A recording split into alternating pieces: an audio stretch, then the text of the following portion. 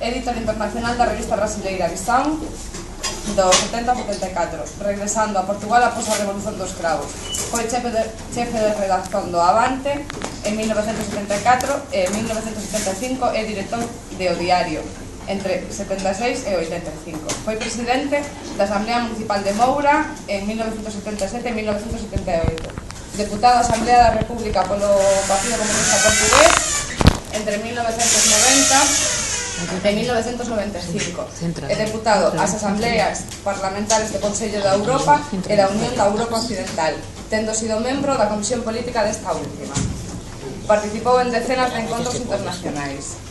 Ten colaboracións publicadas en xornais e revistas de 2 decenas de países da América Latina, África, Asia e da Europa. É autor de 18 libros publicados en Portugal e no Brasil. Hoxe ven aquí precisamente a falar de un dos seus libros, do seu último libro, que En cuanto a memoria responde. Mas, antes da súa intervención, vai facer unha introdución ao Carlos Morais, que é dirigente destacado do Movimento de Libertación Nacional Galego, no cual nos centros sociales está inserido. E, sen máis, doble a palabra ao Carlos. Boa tarde, compañeros e compañeiras, boa tarde, camaradas. Tocou a min a tarefa máis complicada e máis difícil, que é a presentación do libro, a introdución, porque normalmente, cando se fai unha introdución do libro, embora non gostase, que non é o caso, tens que estar vendo do libro, non? O libro do último libro do Miguel, En cuanto a memoria responde, que é o título, é un libro que, tal como di el, considera que é o derradeiro libro que vai escrever. Eu son dos que pensa e dos que considero, e aparte quero, que isto non sexa así, que Miguel siga escrevendo libros e que siga elaborando teoría política, que siga elaborando análise da realidade, que siga creando fantasías. Por qué? Por varios motivos. Antes de nada, eu creo que é fundamental manifestar que é unha honra para os comunistas galegas, para os comunistas galegos, contarmos hoxe aquí no bastión proletario deste país por excelencia, que é a cidade de Vigo, a cidade de Moncho Reboiras, a cidade de Abelardo Colazo, e tamén a cidade de Telmo Varela, a presencia do camarada Miguel Urbano Rodríguez. Agradecemos, por tanto, ao Centro Social Lume a iniciativa de convidar ao Miguel Urbano Rodríguez para presentar En cuanto a memoria responde. Por qué? Porque o Miguel Urbano Rodríguez ante todo forma parte da memoria máis lúcida e máis crítica do Portugal do século XX. Porén, tanto as súas ideas como a súa luita, como o seu proxecto emancipador, non é do século XX, senón que é do e para o século XXI. Eu teño acompañado os seus artigos de opinión no xornal Avante, que é o voceiro do Partido Comunista Portugués, e tamén os artigos que publica na rede, embora teño que confesar que só tiven de momento ocasión de ler 3 dos seus libros. Tempo de Barbarie e Luta, que creo que foi o penúltimo ou antepenúltimo libro publicado, penúltimo. Etna no vendaval da perestroika, que foi escrito conjuntamente coa Catalina Almeida, e obviamente, en cuanto a memoria responde. Estes dos últimos libros foron leídos en 3 gratificantes días da segunda quincena de agosto. En cuanto a memoria responde, é un conxunto de 23 textos que a simple vista carecen de fío conductor, mas é só a simple vista. É todo o contrario, o libro é un canto á vida, é un canto ao amor, á amizade, aos soños, ás fantasías e, por suposto, á revolución socialista. É un libro que combina realidade e fantasía, onde se recollen homenaxes póstumos a algúns dos mellores amigos, bons amigos do Miguel Urbano Rodríguez, como, por exemplo, o ex-secretario xeral do Partido Comunista chileno, Volodya Teitelboim, autor dunha das mellores biografías de Pablo Neruda. Hai unha homenaxe ao historiador da África rebelde, o británico Basil Davidson, e tamén ao Joaquín Pires Jorge, militante comunista portugués que pasou máis de 16 anos nas masmorras do fascismo. Mas non é só iso. En cuanto a memoria responde, é unha apaixoante viaxe polo amor, a humanidade e a vida, é unha homenaxe ao Brasil, no que o Miguel Urbano Rodríguez estivo exiliado durante moito tempo, mas tamén aquela imposible entrevista a Napoleón que un xornalista, como Miguel Urbano Rodríguez, gostaba de ter feito e nunca pude ter feito, obviamente porque non coincidiu no mesmo espazo temporal. En cuanto a Memoria Responde, oscila entre a crítica xornalística, a guía de viaxes, o ensaio político e o romance. Oscila entre a serenidade e a perturbación. As súas páxinas están cargadas de vida, de emocións, de soños, de derrotas e vitorias, mas basicamente de determinación e coraxe. En cuanto a Memoria Responde, é un libro co cual eu personalmente me identifico moito, pois compartillo con Miguel Urbano Rodríguez algunhas das mesmas paixóns, a paixón pola América insurxente e bolivariana, a paixón pola Cuba revolucionaria do Che e de Fidel, pola historia das civilizacións desaparecidas, pola arqueoloxía, pola diversidade cultural do planeta, polos grandes estrategas militares da historia, Alexandre Magno, César, Amir Temur, máis conhecido como Tamerlán, por Napoleón, Fidel, Manuel Marulanda, e a admiración por Marx e por Lenine e o compromiso insubornável con o comunismo. Teño que confesar que a leitura encendeu unha enorme envexa por algunha das viaxes que sempre quixen facer e ainda non o conseguín. O relato das viaxes do Miguel pola Asia Central, polas cidades uzbecas, kirgusas, iranianas, afgás, de Samarcanda, Persépolis, de Pasagarda ao lago de Sikul, evocan momentos máxicos e fascinantes. En cuanto a Memoria Responde, é tamén unha homenaxe aos praceres máis terrenais que os comunistas queremos para toda a humanidade. Un canto á música, un canto á arquitectura, á pintura, á poesía. Un recoñecimento do necesario amor polas súas máis profundas raíces, polo Alentexo e pola súa serpa natal. En cuanto a Memoria Responde, irradia esa inmensa enerxía e vontade de viver intensamente, mas tamén de luitar intensamente para transformar este mundo injusto e desigual. A biografía do Miguel representa ese indisociável binomio de viver disfrutando e viver luitando que debe guiar a trayectoria das comunistas e dos comunistas. Un leitor, unha leitora, cando normalmente compramos un libro, ou lemos un libro, perseguimos fundamentalmente dous objetivos, do meu punto de vista. Primeiro, aprender moito dese libro e disfrutar moito dese libro. Eu creo que, en cuanto a Memoria Responde, pois consegue de sobra ambas cousas. É un libro, por tanto, gratificante e estimulante, que inspira e alimenta, e, por tanto, recomendo a súa leitura. Moito obrigado.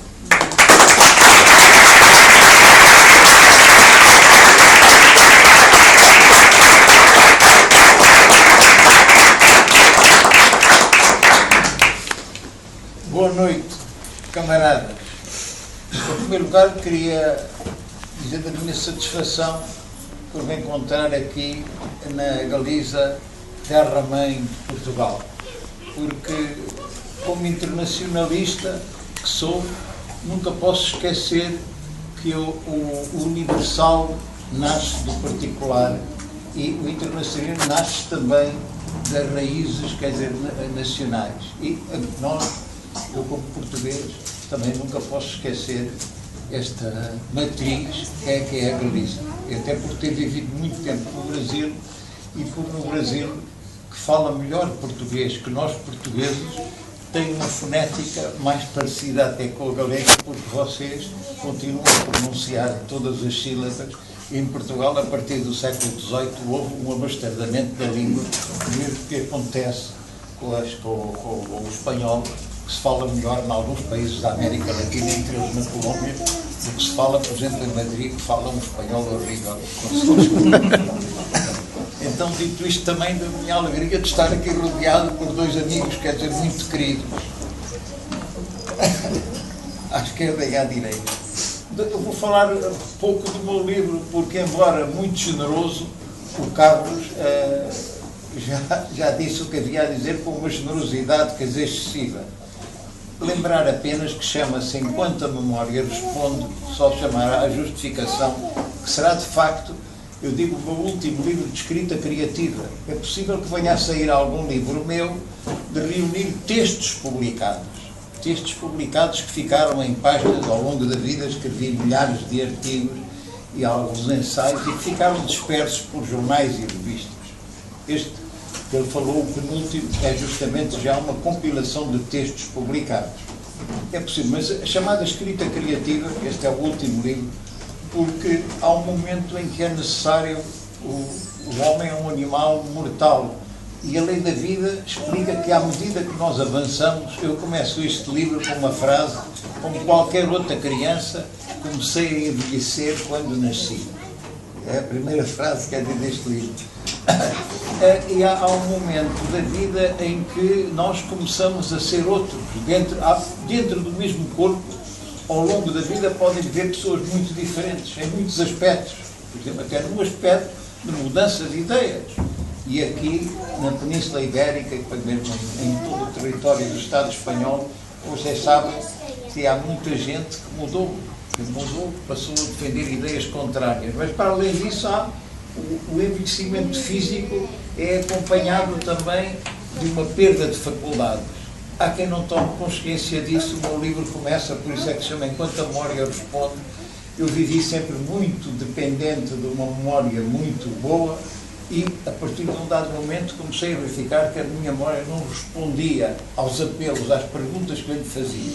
Daí chamar-se Enquanto... E recordo que o meu camarada Álvaro Cunhal, com quem eu trabalhei, tive esse privilégio de trabalhar com ele mais de uma dúzia de anos, que um dia que me disse, falando destas questões, que se aproximava o dia em que ele teria deixado de ser secretário-geral, aproximava-se na altura dos 80 anos, secretário-geral do Partido Comunista Português, e disse porque há sempre um momento em que há que parar, e não se pode ser secretário-geral de um partido como o nosso sem que se encontre não só na plena posse de faculdades físicas, como na plena posse, quer dizer, daquilo que foi mentalmente ao longo da vida. Eu sei que esse momento se aproxima, e então eu nunca esqueci isso.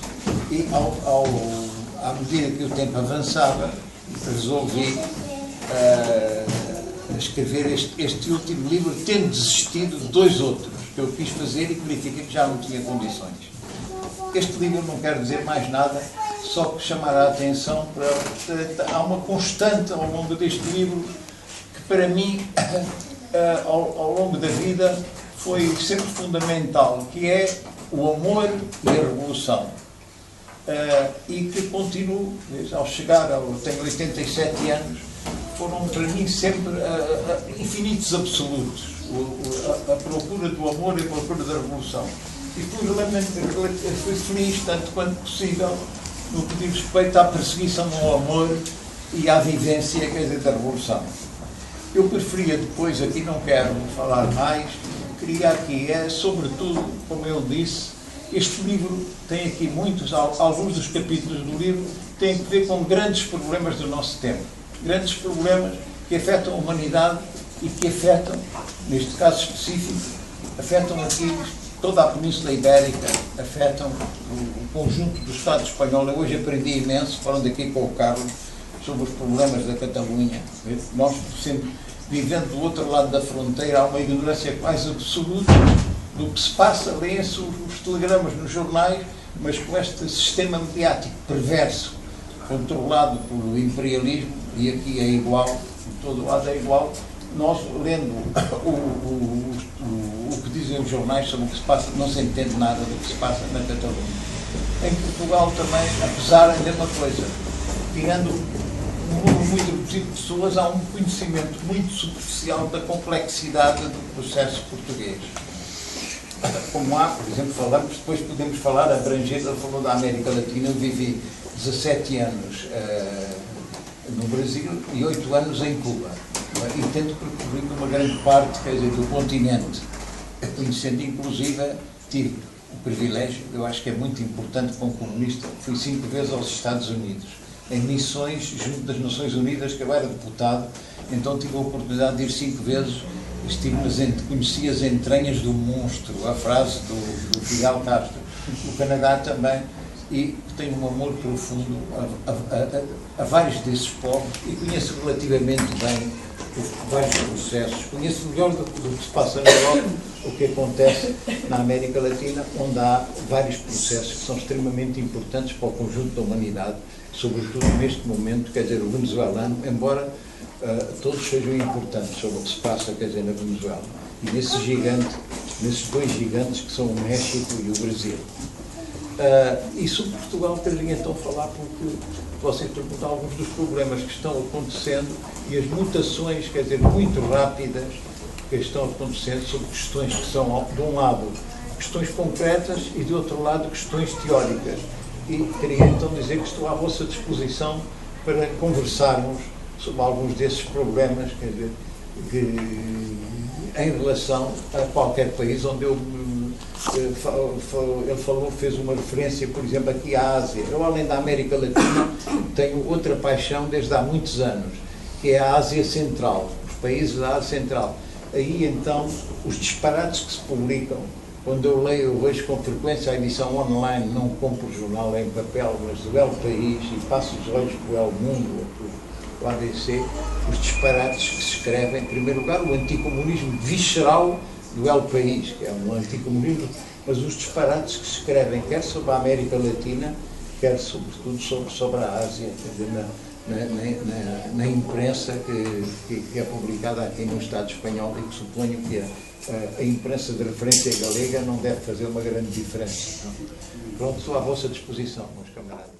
Unha ocasión li na prensa nos meus medios españois co Saramago, premio Nobel de Literatura portugués, dixo que Portugal debía de unirse a España, e eu teño entendido que cando lle preguntan, fanlle esa pregunta aos portugueses, dice entre España e o océano. E outra cuestión que lle quero plantear é sobre o... Continua, camarada. O que lle quero plantear é se vostede ve posibilidades reales de refundar a esquerda, darlle ese sentido marxista-leninista que tuvo na teoría, inda que na práctica o eurocomunismo se encargou de desfacelo, de instruir toda esa riqueza filosófica partindo das teorías de Marx, completándoas coas feitos prácticos de Lenin. Como ve usted a situación, tanto a escala europea, porque a presión que sofre Portugal é a mesma que se sofre aquí, que é esta mal chamada crisis, que é un oligopolio concentrado nos Estados Unidos en New York para someter, sojuzgar os povos e comprar a soberanía dos Estados. Por lo tanto,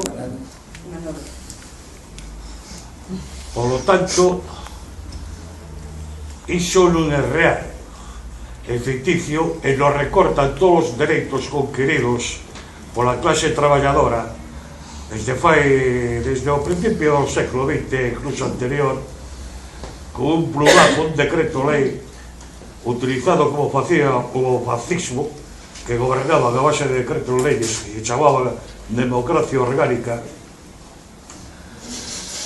A situación, usted que está en Portugal, é igual ou paralela a esta e o resto do conxunto dos povos que hai en Europa, como o caso de Grecia, Portugal e España e Italia. Vou a dejar ao marxe porque sempre estuvo a raíz da Segunda Guerra Mundial dirixida e controlada pola CIA e a mafia siciliana.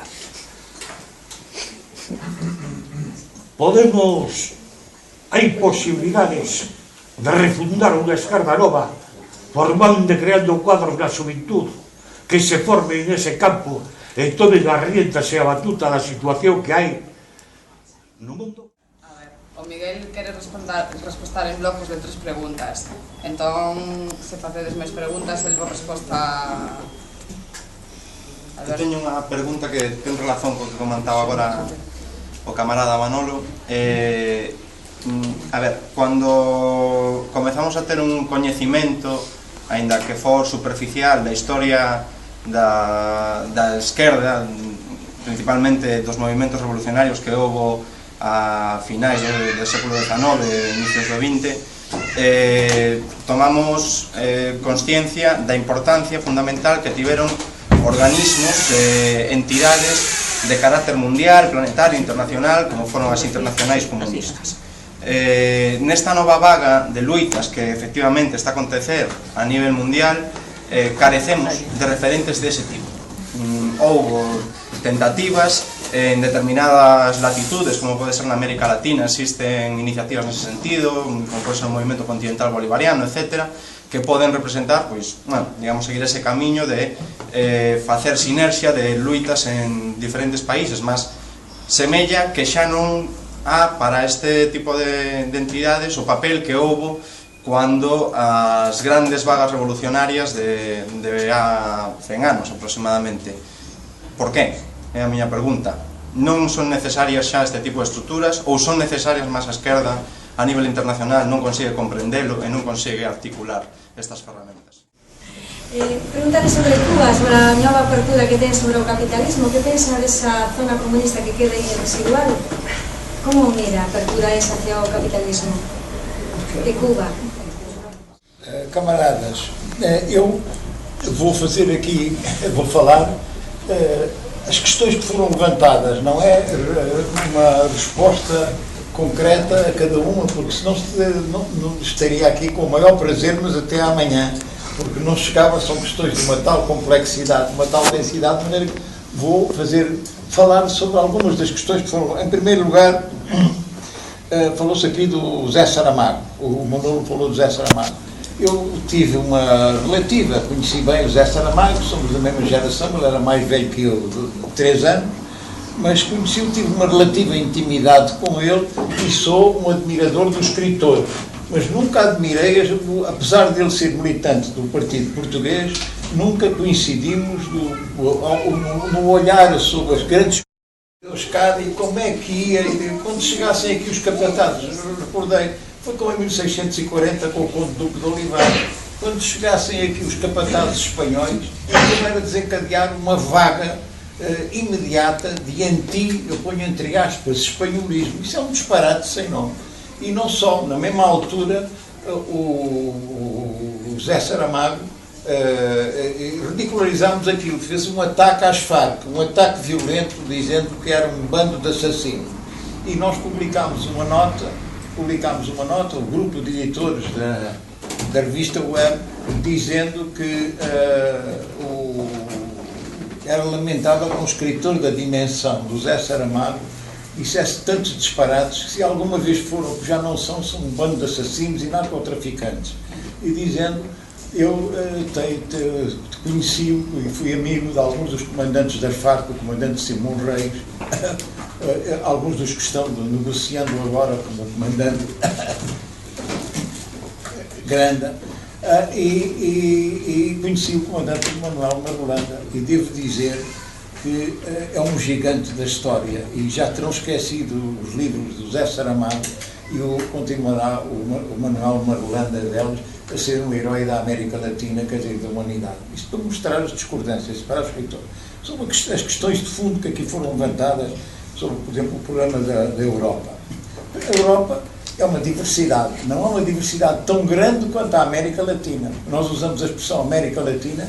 A América Latina tem diversidades abismais entre uns países e outros, tanto no nível de desenvolvimento económico como cultural. Para citar só um caso, a Argentina tem fronteiras com a Bolívia e o Paraguai, e a Argentina é um país que está muito mais próximo, culturalmente e economicamente, de países desenvolvidos da Europa, enquanto que o Paraguai e a Bolívia são países, quanto ao nível de desenvolvimento económico, eu não direi até cultural, porque a Bolívia é um país onde há uma elite muito mais culta, a elite entre aspas, que a paraguaia. Mas quanto à questão, por exemplo, desses países, há disparidades no desenvolvimento, quer dizer, tremendas, que são países mais comparáveis a alguns países da África mais atrasada. De maneira que há uma diversidade na Europa. Quando se fala muito na crise europeia, os jornais estão cheios, estes já aqui citados, o El Mundo, o El País, a Vanguardia, estão cheios de disparates da América Latina. Começa com esta ideia da madre pátria, a ideia que se tem que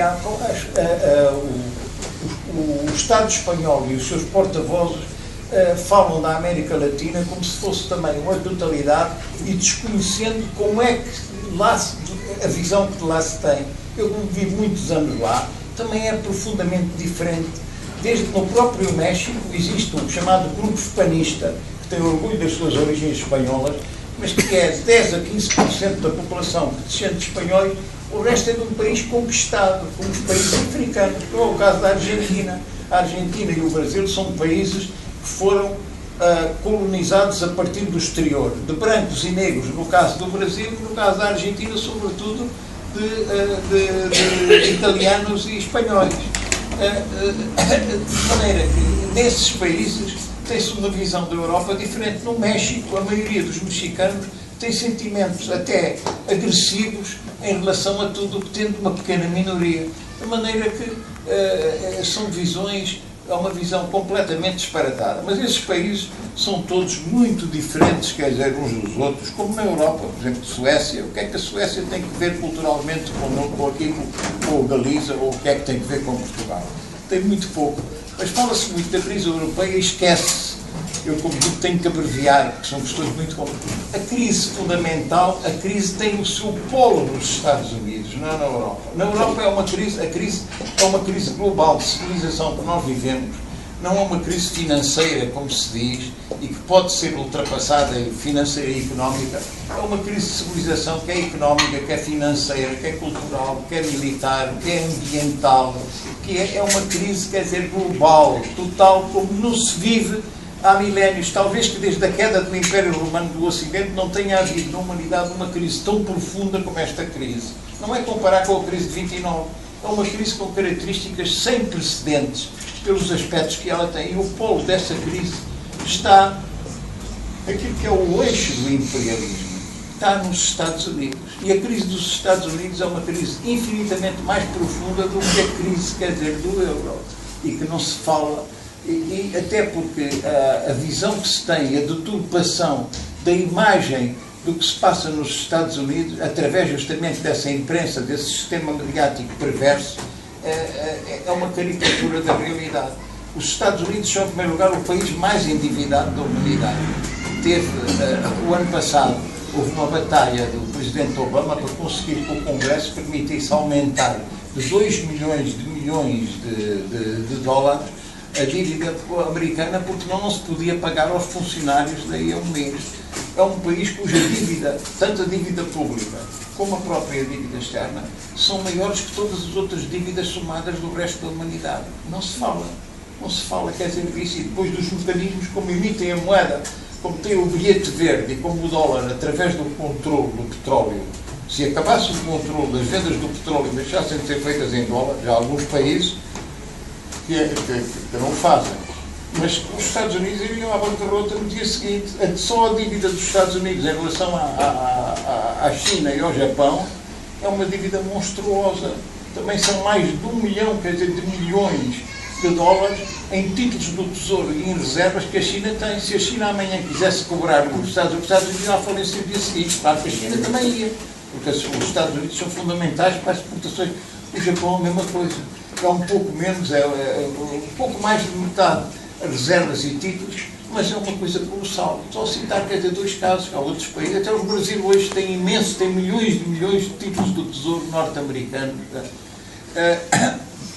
No entanto, devido à sua superioridade militar e ao controle que exercem através da aliança do sistema mediático também europeu, existe uma visão muito distorcida. Começa pela visão do presidente Obama.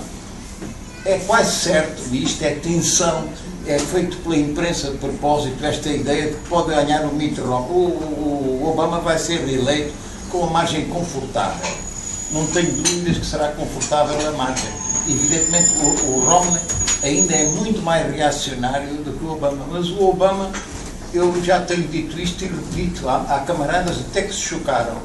Na história dos Estados Unidos, talvez não haja um presidente que tenha sido tão negativo na sua política exterior. A política exterior dos Estados Unidos, do presidente Obama, é a política mais criminosa que os Estados Unidos tiveram ao longo de uma história de mais de 2 séculos. Então, o presidente humanista, Prémio Nobel da Paz, mas que enquanto estava a receber o Prémio Nobel, uma semana antes, tinha enviado mais de 30 mil soldados para o Afeganistão, realmente uma grande mentira. Eu assistia parcialmente a alguns destes debates. O último sobre política internacional falava-se da superioridade do Obama na questão porque apresentou uma política internacional que foi o seu grande trunfo. A política internacional do Obama é uma política, como eu disse, criminosa. Dizia-se, retirou as tropas do Iraque e tem prazo para resolver o problema do Afeganistão. São duas mentiras. Do Iraque continua a ser um país ocupado. Há mais de 30 ou 40 mil mercenários criminosos que substituíram as tropas de combate e persistem tropas também, mesmo de combate lá. O Afeganistão é uma derrota completa. É um desastre de substituição de generais, o general Mac Cristal, o general Petraeus, tudo aquilo. Em termos de depoimentos dos antigos comandantes-chefes, verifica-se. Eu conheço o Afeganistão, não direi bem, mas estive 4 vezes no Afeganistão durante a Revolução Afegã, em que as mulheres andavam de fuzil a tira-cobre e combatiam. Fala-se dos talibãs, mas antes, quem pôs lá os talibãs foram os Estados Unidos. O Afeganistão é uma guerra perdida, completamente perdida pelos Estados Unidos. É uma guerra em que os oficiais americanos foram retirados dos ministérios, estão proibidos e tiveram que suspender a instrução, porque todas as semanas havia oficiais, não só americanos, como do que fora, da outra tropa que está lá das Nações Unidas, que eram assassinados os soldados afegãos assassinavam até espanhóis. Oficiais, que é uma vergonha também a participação militar da Espanha, quer dizer, no Afeganistão. É uma vergonha. O Filipe Gonçalves tirou as tropas do Iraque para mandar para o Afeganistão, também, dizendo que também era uma ação magnífica e tal. É uma guerra completamente perdida. E, sobretudo, a questão dos drones. Isso é mal conhecido ainda, não sei como é que a imprensa aqui em Espanha colocou. Praticamente hoje, a elite dos pilotos de combate norte-americanos deixou de voar. Eles estão em determinadas bases nos Estados Unidos, com uma alta sofisticação eletrónica, sentado diante de mesas onde operam os aviões sem piloto que estão longe. Estão em base. Eu soube hoje que também há uma base já aqui que foi ou vai ser instalada. Quer instalar uma base aqui na Galiza também. Mas há em vários países europeus, há sobretudo em Djibouti, no Corno da África, na antiga Somália francesa, há em vários países as bases. Os drones, carregando num botão, atinge-se um alvo. E elaboram-se listas. Os altos comandos do Pentágono e a CIA elaboram listas onde dirigentes ou supostos dirigentes ditos terroristas, por vezes são patriotas, que há que assassinar com um bombardeamento cirúrgico, com um drone. Essas listas são levadas ao presidente Obama e é ele que escolhe os nomes das pessoas que vão ser assassinadas. Claro que cada vez que acertam, mesmo que destruam uma casa, ou 2 ou 3 casas com um míssil, com uma precisão grande, matam 10 ou 15 ou 20 ou 30 ou 50 pessoas. Assassinam. A seguir, ainda hoje li um artigo do alto comando americano, que chega, por exemplo, a essas regiões, e quando os corpos despedaçados, as cabeças, os braços, são os parentes dos assassinados que são obrigados a ir enterrar os restos das pessoas que foram assassinadas. Isto é só para dizer um aspecto do retrato moral desse presidente que é apresentado, quer dizer, como um grande humanista, como um homem, quer dizer, muito sério. Evidentemente que esta situação, como os próprios prémios Nobel da Paz, como o Stiglitz e outros, não se pode manter indefinidamente. Os Estados Unidos é um problema, não tem data no calendário, mas o imperialismo e o capitalismo estão condenados e evidentemente é como um leão ferido que aparecem as hienas. Os aliados europeus dos Estados Unidos, no dia em que começar a esfarelar-se esse imenso poderio, caem também todos em cima dele. É uma ilusão pensar que isto é uma aliança até ao fim, não é? De maneira que a compreensão da complexidade da crise, eu falei de alguns aspectos, por exemplo, os Estados Unidos são um Estado parasita. Vai-se, por exemplo, a Nova Iorque ou Washington, entra-se, hoje estive a passear aqui em Vigo, na rua comercial, mas entra-se nos estabelecimentos e 80% é tudo estrangeiro, porque a própria natureza expoliativa do imperialismo e do capitalismo faz com que as grandes transnacionais tenham mais interesse, explorando a mão de obra barata a ir fazer uma coisa na Tailândia, ou na Malásia, ou num país da Europa do Leste, ou num país africano, sai muito mais barato e depois exporta, de maneira que os Estados Unidos hoje é uma nação parasita, onde consome infinitamente mais do que aquilo que produz, e só aos mecanismos criminosos daquilo que é chamado comércio internacional, desta pirataria, é que lhe permite uma prosperidade, mas que é totalmente, quer dizer, artificial. É uma prosperidade totalmente artificial. As suas relações, por exemplo, com a América Latina, podemos depois falar disso também, que agora há uma estratégia americana de pôr a pata outra vez, agora não quero entrar nisso, mas estes golpes que foram promovidos, fala-se da democracia na Honduras, quer dizer, no Paraguai, e outros que estão, e as duas tentativas de golpes na Venezuela e outras que estarão para vir, os Estados Unidos, o envio da quarta frota, os Estados Unidos estão outra vez a querer recolonizar a América Latina e liquidar todos os Estados, particularmente os três que ameaçam o sistema, que é a Venezuela, que é o Equador e que é a Bolívia, porque o Brasil e a Argentina não constituem problema, também poderemos depois falar para isso. De maneira que esta política que é a grande ameaça para a humanidade. Sobre a questão, muito brevemente, que a Ana colocou, é muito difícil falar sobre Cuba, e a mim é muito, como todos nós que estão aqui, sou solidário com a Revolução Cubana. Penso que o Fidel Castro, que entrou, eu falei aqui do enquanto o Fidel Castro de hoje não é o Fidel Castro que depois do Lenin foi talvez um revolucionário que teve uma influência mais importante na história da humanidade, particularmente nos países do terceiro mundo, do século XX, não é o mesmo, mas com essa imensa admiração, evidentemente que em Cuba há problemas que dificilmente poderiam ter sido evitados. O Lenin, isto é muito, não se fala muito disso, mas o Lenin, acho que há um escrito do Lenin que é importante e que é publicado logo a seguir à vitória da Revolução de Outubro, ainda antes de constituída, logo a seguir à construção da União Soviética, creio que em 21, o Lenin, que tinha uma posição muito diferente do Trotsky, disse que seria necessário defender até ao fim, com unhas e dentes, custasse o que custasse, a jovem União Soviética, mas depois tinha uma posição que em certos aspectos coincidia com uma visão do Trotsky. O Lenin dizia que temos que defender a União Soviética com unhas e dentes e, portanto, o socialismo num só Estado.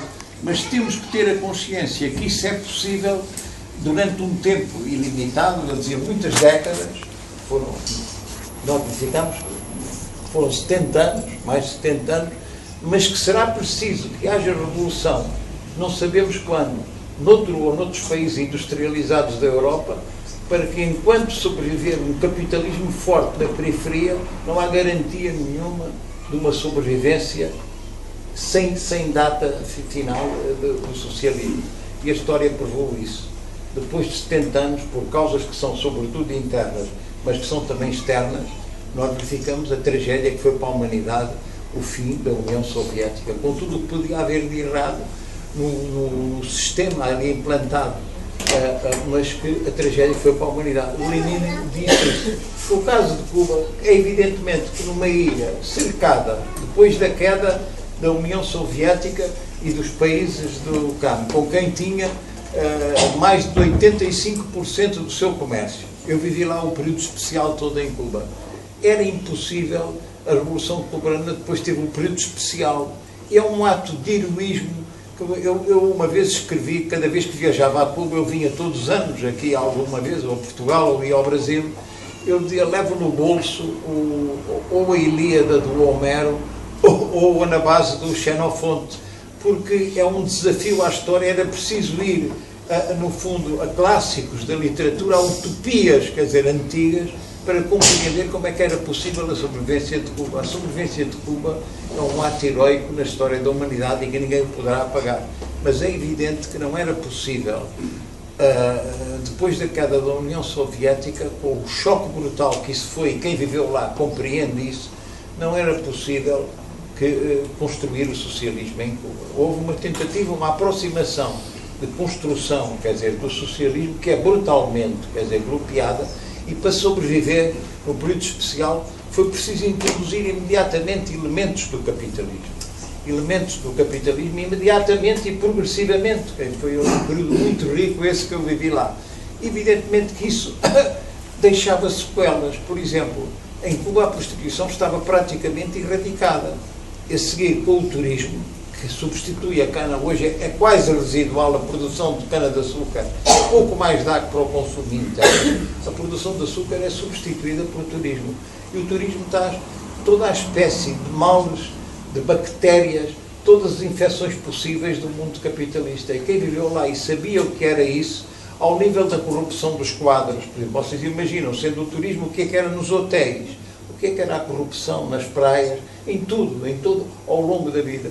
E havia, quem viveu lá tem a consciência que era impossível evitar, quer dizer, o tipo de situações que se criavam.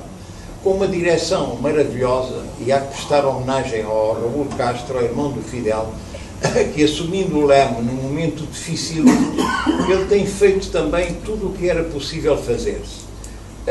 Sobre a questão depois do último congresso do partido. Mas é evidente, aqui eu abro um parênteses, Ana, para chamar a atenção para algo que não é específico da Revolução Cubana, que é para qualquer revolução.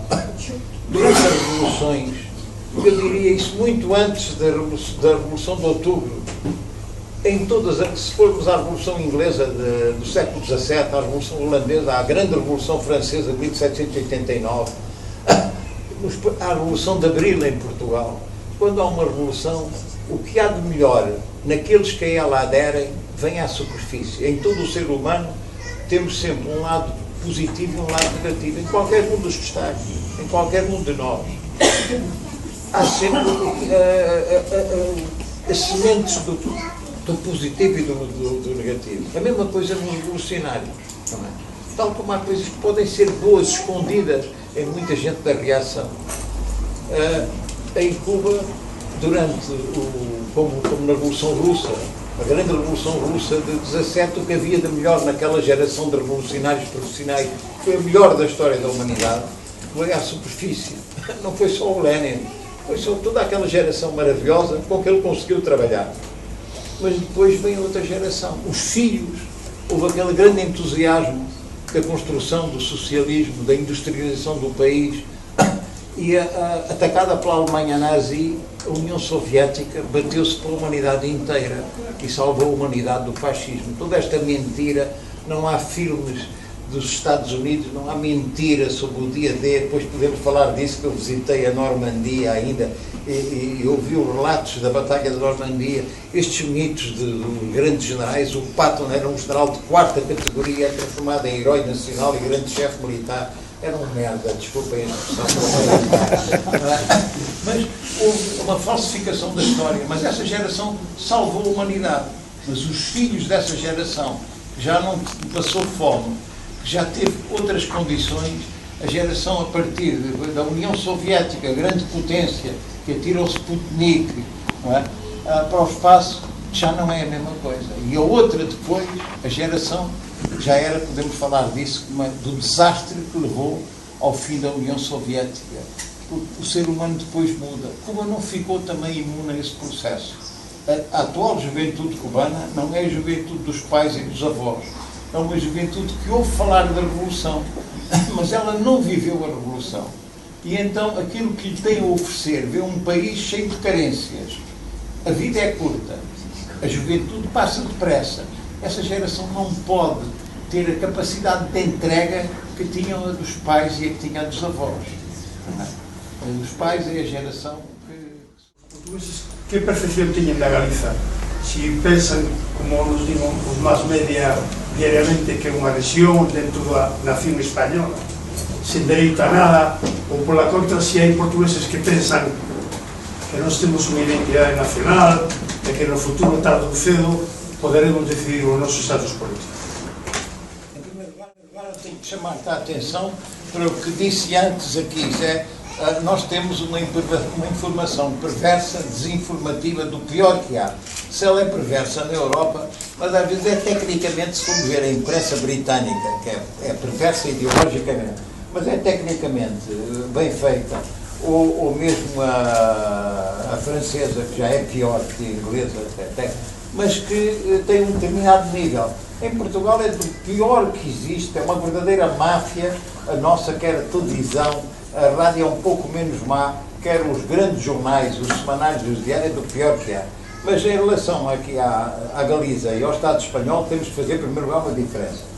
É o português aqui do Norte, que vive do Porto para cima, que vem à Galiza com frequência e que tem, podem não ter formação política, mas conhece as realidades galegas com uma relativa intimidade. Tem uma visão e que tem noção. Para o Sul, em Lisboa, não. Em Lisboa não há. Lisboa, eu sou lentejano, sou do Sul, é uma região próxima da Andaluzia, já não há noção nenhuma da Galiza, não se pensa e fala-se muito pouco. Não há a noção. Mas o que se acompanha mais não é da coisa, é dos problemas do Estado espanhol. Em primeiro lugar, a burguesia portuguesa, através da imprensa, tinha a ideia que a Espanha, que era eu e outros camaradas, fomos dos poucos que durante anos dissemos que a falsa prosperidade espanhola, com a bolha imobiliária, que isto ia estourar um dia, previmos o que ia acontecer, mas havia ilusões. Eu tive até familiares que eram tão mal informados que diziam que a Espanha era um dos países mais ricos da Europa, que a Espanha era um país muito mais desenvolvido que a França. Familiares meus que me vinham dizer isso. Não tinham, então lá, através da imprensa, as pessoas que vinham aí e que vinham fazer compras a Madrid, ao Corte Inglês, ou que iam passar férias aí a Málaga, e então à Polícia de Málaga, e vinham com uma ideia da Espanha, quer dizer, os Estados, ninguém via o Estado espanhol, da Espanha, e ignoravam completamente e que era um paraíso europeu e que era um modelo, temos que imitar a Espanha. Daí que setores da burguesia estavam de acordo com o Saramago. Portugal deveria integrar-se na Espanha, que era uma maneira de se tornar um país próspero e civilizado.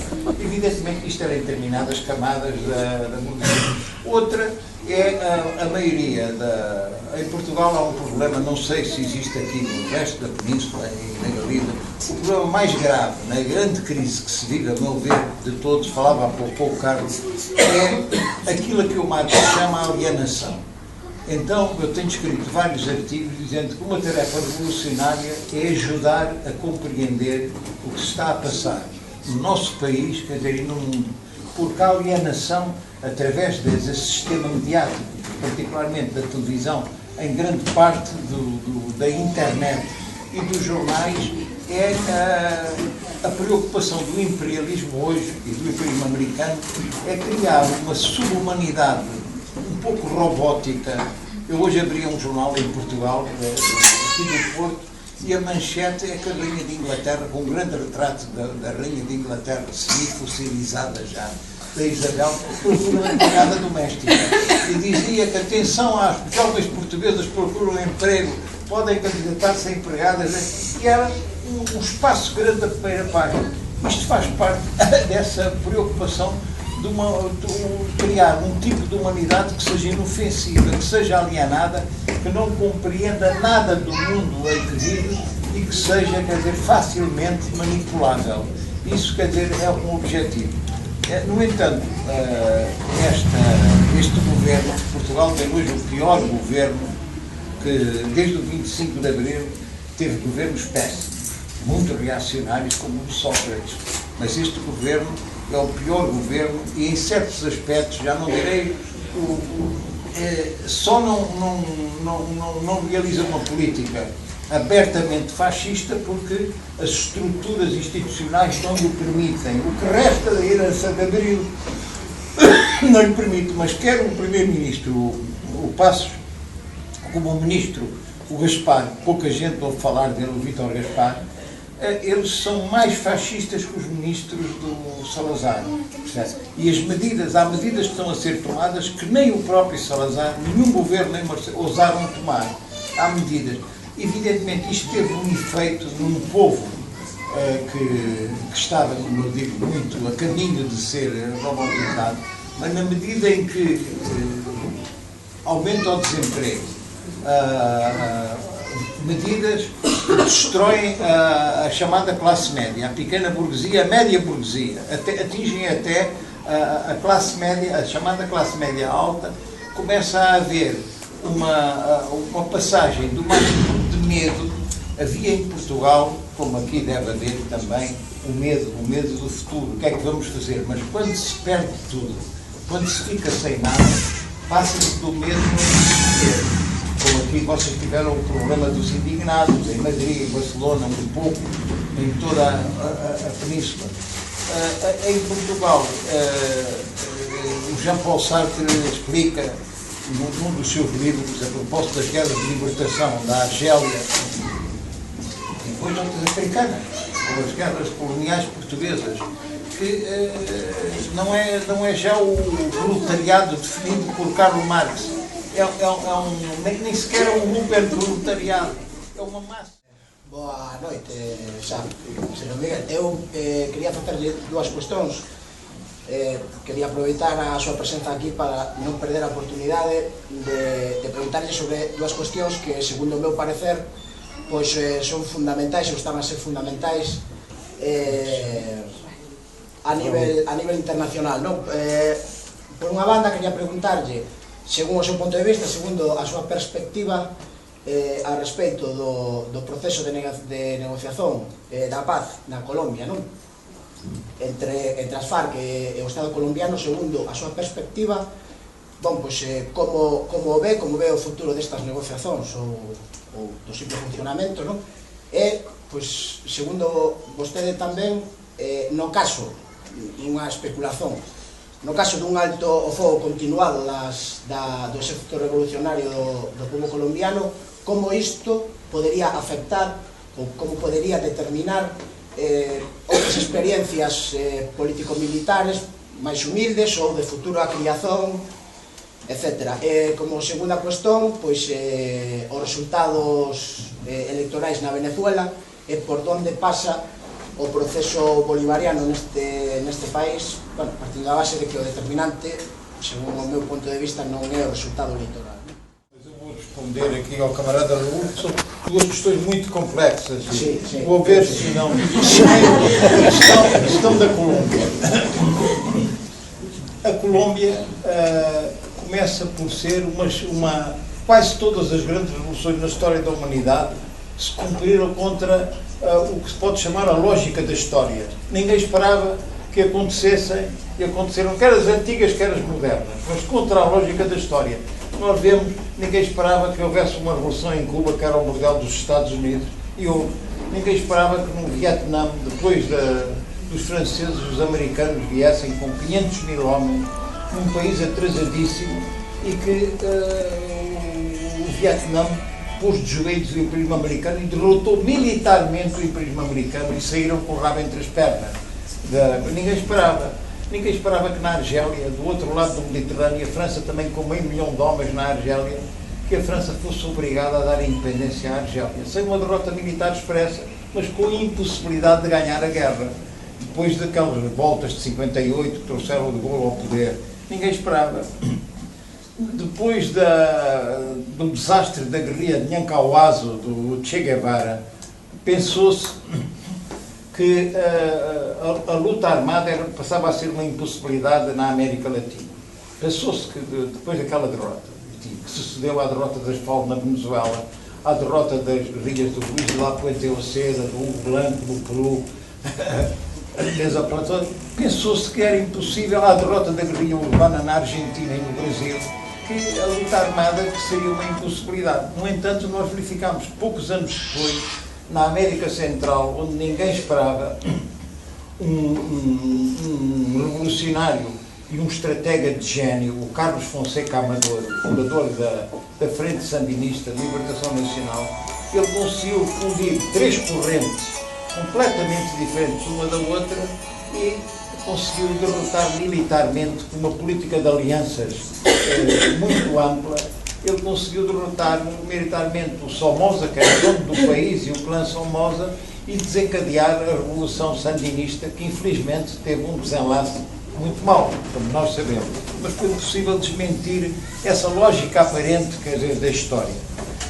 Quanto à questão depois da luta armada, na Colômbia provou-se a guerrilha mais antiga da história da América Latina, tem mais de 40 anos.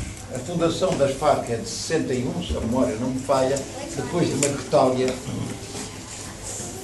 Foi possível que, em condições históricas, geográficas, culturais, que não são reproduzíveis noutros países, na Colômbia foi possível desencadear esse processo de luta armada que se mantém.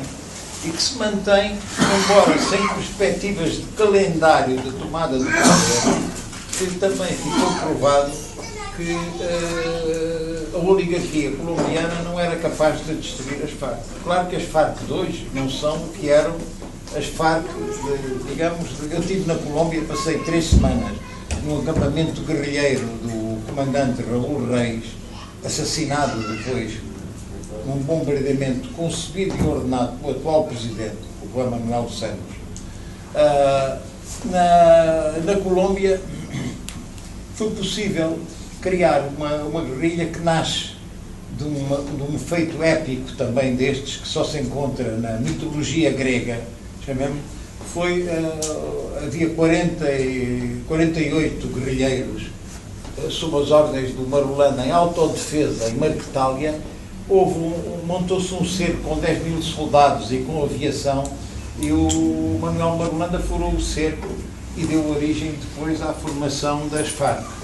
A fundação das FARC nasceu como uma guerrilha, e é uma guerrilha que se tornou marxista-leninista. É uma guerrilha que ao mesmo tempo é uma guerrilha partido, é uma guerrilha específica, diferente. Eu, quando vos disse, passei 3 semanas lá, é que foi para mim extremamente enriquecedor e gratificante o contacto com aqueles homens, que sabiam que podiam morrer no dia seguinte, no primeiro combate. E aqui que se fala com ar superior à burguesia desses guerrilheiros, não sei o quê. Depois o contacto que tive com alguns comandantes, um deles, o Rodrigo Granda, que está agora nas negociações de Oslo e de Havana, o Paris, o Calarcá, o próprio Marulanda e o Raul Reis, de ver que raramente eu tinha encontrado revolucionários com uma preparação teórica tão boa, além de estarem disponíveis para oferecer a vida no dia seguinte, se necessário. Eles podiam dar lições de marxismo a muitos dirigentes dos partidos comunistas, quer dizer, europeus. Eu ficava impressionado com a modéstia e com a capacidade, a maneira como eles tinham fundido a teoria e a prática.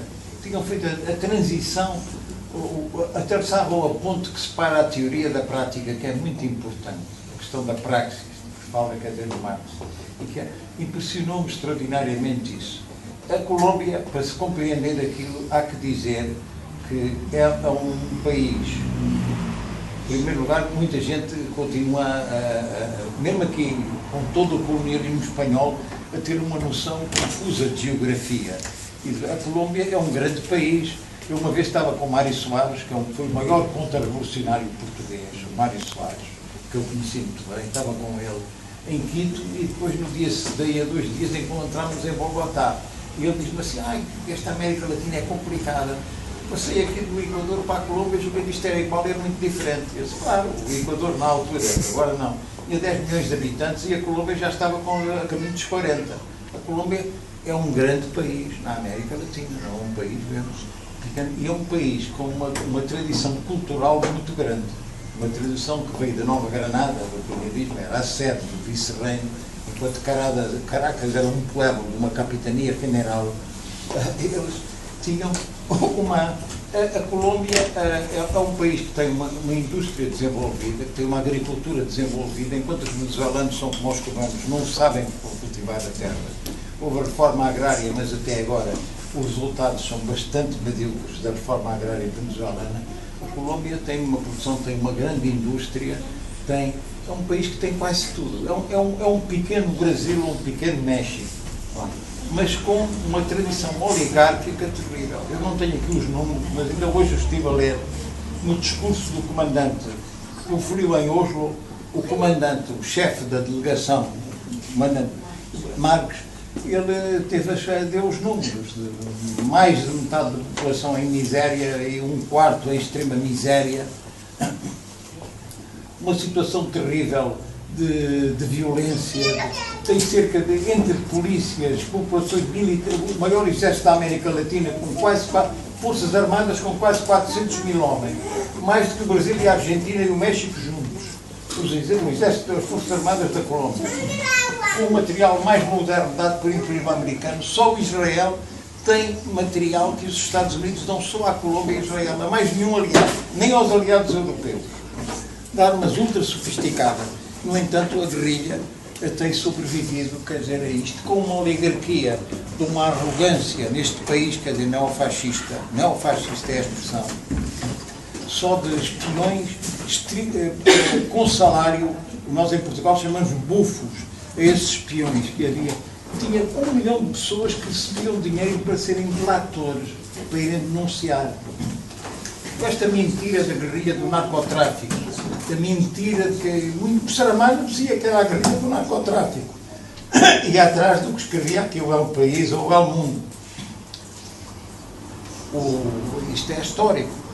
Essa história da guerrilha do narcotráfico foi inventada por um embaixador americano, ex-embaixador na Colômbia, que era o embaixador Luis Tando, que era funcionário do Pentágono e da CIA.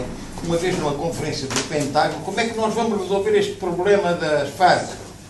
Aqui já ele disse, deu um muro na mesa e disse, vamos inventar aqui um slogan, na guerrilha do narcotráfico. E aquilo pegou. E conseguiram que eles, através mesmo das Nações Unidas, da União Europeia, fossem colocadas na lista das organizações terroristas. Levou tempo, mas eles conseguiram ser uma organização terrorista.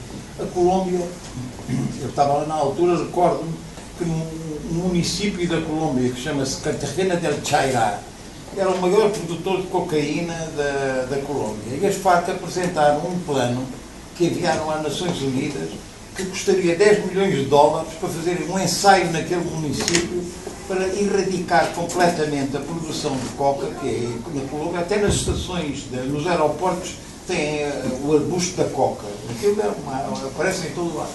10 milhões de dólares custava aquilo, mandou às Nações Unidas e ao governo colombiano, que era o Pastrana, o presidente Pastrana. Nem sequer responderam, recusaram e depois chamou-lhe a guerrilha do narcotráfico para substituir por outras culturas. Porque neste país não há solução militar. Não há solução militar. Tem que haver uma solução política. Mas é muito difícil. A minha convicção, tu perguntaste, é que isto é para ganhar tempo. O Santos sabe que, apesar de terem sido infligidos rudes golpes, a morte do comandante do Mono Rojói, o comandante Jorge Briceño, e depois do Alfonso Cano, também comandante supremo, ambos assassinados, que conseguiu sempre sobreviver. E o secretariado remodelou-se sempre, meteu outros revolucionários e não há maneira de distinguir. Claro que não tem 18 mil combatentes, nem 60 frentes hoje, mas mudaram os lugares. O que era, por exemplo, passou a ser no Valle del Cauca, o outro também no norte, em Serra Nevada, era principalmente no Meta e no Caquetá, onde eles tinham as bases, no Putumayo, mas de qualquer maneira é impossível a vitória militar contra as Farc, apesar de tudo. Então eles foram forçados a negociar, mas é para ganhar tempo. Não creio, ainda hoje houve uma declaração. A delegação colombiana tem como 2 criminosos, um deles o general Mora, que foi o comandante-chefe das Forças Armadas, o general Jorge Mora, é um bandido de pior espécie, um criminoso, é um dos membros eminentes da delegação que esteve em Oslo e que vai estar em Havana agora. Não vai sair nada dali, eles vão recusar. Eu acompanhei as outras em Los Pozos, quando estavam, havia a zona de despeja, como eles chamavam, a zona desmilitarizada, e que El Caguán era uma cidade onde tudo tinha melhorado sob o governo das Farc. Governo indireto, não era um governo direto, mas governo indireto. Não havia violência, não havia consumo de cocaína na cidade, não havia nada. Não é? Evidentemente eles tiveram que acabar com aquela experiência, que não havia onde havia, por exemplo, embaixadores estrangeiros que iam lá falar com o Marulanda, eram todos vénias, a falar com o comandante Marulanda. Depois punham numa prémio 3 ou 4 milhões de dólares pela sua cabeça dele, ou assassinavam no Equador o comandante Raul Rey. De maneira que a Colômbia, eu creio que é uma grande vitória das Farc. Há de movimentos esquerdistas que criticam as Farc sem razão nenhuma, dizendo que isto que é um erro, que é uma fragilidade. Penso que foi um ato revolucionário da maior lucidez, a abertura, quer dizer, das negociações para a paz, que não vai ser possível. Passando à questão, por exemplo, da Venezuela. Eu há pouco disse que a Venezuela é hoje um processo o mais importante em curso na América Latina. Em primeiro lugar, temos que, como eu repito, sem Cuba e sem a sobrevivência da Revolução Cubana não teria havido nunca a eleição dos Chávez. É que Cuba demonstrou que nas barbas do imperialismo, a 90 milhas do canal ali de Miami, no canal da Flórida, que era possível, durante já a Revolução que triunfa, como vocês sabem, em 59, que era possível um regime que se propunha construir, quer dizer, o socialismo. E a Revolução Cubana sobreviveu já, creio que a 10 presidentes dos Estados Unidos, que todos, ao tomar posse, propunham acabar com a Revolução Cubana. Ela sobreviveu. O facto dela ter sobrevivido permitiu aquilo que se chama hoje a emergência de regimes progressistas na América Latina. Foi possível, nunca teria sido eleito o Lula se não houvesse a Revolução Cubana, nunca teria sido eleito depois do Menem, o Kirchner, o Néstor Kirchner, nunca teria sido eleito o Correa no Equador, o Hugo no Paraguai. Nunca isso teria sido possível, nem o Chaves dar a primeira prisão dele. Tudo isso é porque existia Cuba. Se Cuba acabasse, daí a grande importância de Cuba, que é a demonstração de que é possível resistir e sobreviver. Haveria um desânimo geral e afinal não é possível. Afinal, como foi a tragédia da União Soviética, nós vimos o que foi a debandada e a catástrofe nos partidos comunistas na Europa. Como se social-democratizaram a maioria dos partidos comunistas. Aqui não, depois, camarada. Como houve essa corrida social. Na América Latina é extremamente importante isso. E foi possível. Agora, há que distinguir entre regimes como esses, como o do Brasil e como o da Argentina, que têm, no fundo, uma política económica e financeira que não é incompatível com os interesses do imperialismo e que permite às grandes transnacionais manter as suas posições e os seus lucros, tanto no Brasil como na Argentina, por lei de Espanha, mesmo a Cristina Kirchner, que é melhor que a Dilma Rousseff e que é melhor que o Lula, até porque é muito esperta, muito inteligente.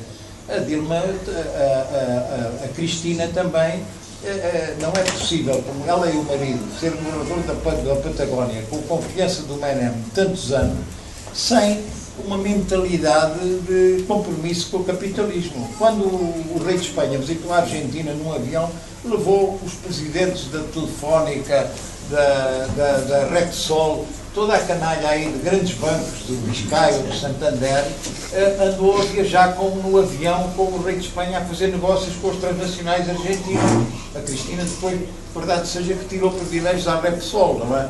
Mas é evidentemente que é uma pessoa que tem compromissos com o imperialismo. A mesma coisa com a Dilma, mudou até para pior a política externa, porque o chanceler, como lá chamam, o ministro dos Negócios Estrangeiros, é um homem muitíssimo pior que o anterior, o Amorim e com o Samuel Guimarães, que faziam uma política exterior diferente. No caso da Venezuela, que é o caso aqui colocado, um processo carregado de incógnitas. Em primeiro lugar, porque a posição do líder, do caudilho, é fundamental. Sem Chaves era difícil a continuidade do processo. A eleição esta que ele ganhou com vantagem, se o candidato fosse o vice-presidente, o Elias, ou o Maturano, o ministro do Estrangeiro, dificilmente teria vencido as eleições. E é difícil saber o que se passa, se o câncer que tem o Chaves evoluir negativamente, que nós não temos certezas a respeito da evolução da doença dele, uma doença muito complicada. A Venezuela coloca uma série de interrogações ainda sem resposta. Uma delas é a questão o problema da transição, o problema da via institucional para o socialismo. É um problema que já estava na Revolução Russa de 17. O Lenin logo a seguir à vitória da Revolução de Outubro, depois do assalto ao Palácio de Inverno e da tomada do poder, o Lenin disse: a tarefa que nos espera é infinitamente mais difícil do que foi a conquista do poder. Nós não temos uma teoria. Dizia o Lenin, e é verdade, não havia em Marx, e também o Partido Bolchevique não tinha uma teoria da transição do capitalismo para o socialismo. Como é que se passa do capitalismo? Nós vimos, e ele tinha razão, o Lenin, porque na União Soviética também não foram capazes de encontrar, quer dizer, uma solução. A prova é o que aconteceu. A transição do socialismo para o capitalismo fosse uma solução que conduzisse às metas fixadas, não foi? Num país da América Latina nós tivemos a primeira experiência, que foi uma experiência com resultados catastróficos, foi a do Chile, da Unidade Popular. A Unidade Popular propunha-se construir o socialismo usando as instituições criadas pela burguesia para atingir os seus objetivos dela, burguesia, usá-las contra esses objetivos para construir o socialismo. Nós verificámos que não foi possível. Não foi possível e que acabou no banho de sangue. Eu tive a ocasião, ou tive a sorte da vida, este ser já muito velho, dar-nos essa sorte. Eu estava no Chile no dia que o Allende tomou posse. Assisti àqueles dias, àquela festa, Portugal sob uma ditadura miserável. Eu lembro que eu chorava. Criado por decreto. Um partido não pode ser criado de cima por um decreto presidencial. E o PSUV, quando é criado, o Chaves pediu que todos os outros partidos se dissolvessem e que se integrassem os partidos que apoiavam a Revolução, e havia 4 ou 5, entre eles o Pátria para Todos e o Partido Comunista, que tinham que se dissolver para se integrar naquele partido. Aquele partido é criado e ao fim aí 2 ou 3 meses, a Venezuela hoje tem 27 milhões, na altura que tinha 25 milhões, ao fim de 3 meses tinha não sei se 1,5 milhão ou 2 milhões de membros. É evidente que essa gente, uma porcentagem mínima é que era revolucionária e menos que mínima é que era comunista. Menos que mínima. Ele na altura não falava aí, falava de socialismo, Partido Socialista. Mas a seguir ele lança os cachorros, como dizem os brasileiros, contra o Partido Comunista. E numa sessão pública disse que acabaria por aniquilar o partido, porque o partido não se tinha integrado. E não se tinha integrado porquê? Neste partido, no partido que conduz o processo, em que há gente boa, muita, mas tem uma massa enorme, uma maioria de oportunistas. Havia gente que começa logo, sobretudo anticomunistas, e a opor-se ao socialismo. Então o discurso de uma maioria de quadros e dirigentes, e até de deputados, cria a ideia do socialismo do século XXI. E o socialismo do século XXI partia do princípio que, embora com todo o respeito pela figura de Marx, o Marx devia estar no Museu da História, e o Lenin também, e que era um obsoleto, tinha que se criar um socialismo do século XXI, tomando algumas ideias do marxismo, mas completamente novo, que era um socialismo para a América Latina e para o mundo. E nós vamos ver o que é dissecar, não é nada. O socialismo do século XXI não é nada. É um discurso vazio e um discurso que contraria, quer dizer, a história. É um discurso absurdo. Então isto cria na Venezuela grandes problemas. Tem um grande partido que pretende ser o Partido da Revolução, mas que é um partido incapaz de resolver os problemas da transição. E o país, no fundamental, se formos ver a composição do PIB, continua a ser um país em que os mecanismos do capitalismo é que prevalecem. Evidentemente que há um setor estatal importante, mas que é um país que continua a ser mesmo o Banco Central, por exemplo, goza de uma autonomia que é extremamente negativa. E tem uma série de questões fundamentais no funcionamento do Estado, a universidade, o poder, os tribunais, tudo aquilo está, em grande parte, nas mãos ainda da reação. Depois, os equívocos das pressões externas do imperialismo. Um país que tem um discurso que é o mais veemente e o melhor contra o imperialismo americano, mas prendem o diretor da ANCOL, o Joaquim Becerra, diretor da agência ANCOL, que tinha passaporte sueco, e que é preso, ele é preso ao entrar na Venezuela e a seguir a justiça venezuelana entrega-o à Colômbia, está numa masmorra colombiana e em risco até de ser extraditado para os Estados Unidos. A mesma coisa depois com o comandante Júlio Conrado, um comandante das Farc que é preso na Venezuela, está num cárcere e que não o libertaram ainda e que não há nenhum motivo para ele estar preso. De maneira que há contradições no processo venezuelano que nos colocam perante perguntas que por enquanto não têm resposta.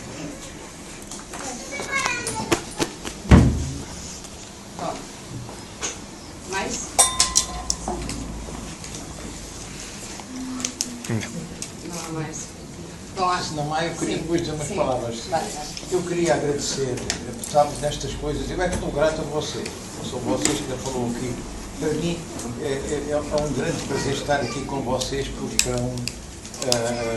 para um velho militante, quer dizer, revolucionário como eu, e que vai morrer certamente como comunista, tem que ter a consciência que é sempre, através do diálogo com camaradas, o que é de mal para qualquer quadro comunista é o isolamento, é ficar, quer dizer, dentro de um gabinete só com livros. Não adianta e não se cria, não se faz nada de novo se não houver um contacto permanente, quer dizer, com aqueles que pensam como nós, que estão próximos de nós, de maneira que para mim foi muito gratificante, foi importante estar aqui com vocês, camaradas.